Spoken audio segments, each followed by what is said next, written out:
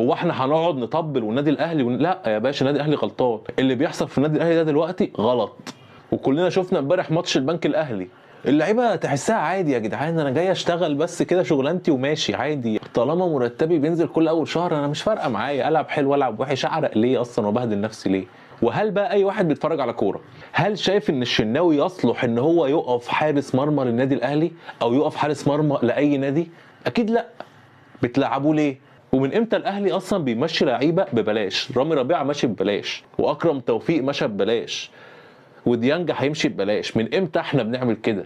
هو احنا هنقعد نطبل والنادي الاهلي لا يا باشا، النادي الاهلي غلطان. اللي بيحصل في النادي الاهلي ده دلوقتي غلط، لازم له حل. لعيبه كتير مشت ببلاش السنه اللي فاتت وهتمشي السنه دي، وعبد القادر هو هيمشي ببلاش كمان. وجمهور الاهلي كل ماتش بيشجعكم، وكل ماتش بيبقى مش عاجبه ان الشناوي واقف بس بيفضل يشجعه. بس مش معنى كده بقى انه خلاص بقى يفضل يلعب طالما احنا بنشجعه، لا احنا بنشجعه عشان هو دلوقتي في الماتش. انما الشناوي مفيش حد يختلف ان هو وحش، مفيش حد يختلف ان هو ما بقاش يعرف يصد، بقى تقيل عن الكوره. وانا متاكد ان كل الاهلاويه شايفين كده. اقسم بالله ماتش امبارح انا بتفرج ايه يا عم الملل ده، مش عارفين نمسك كوره.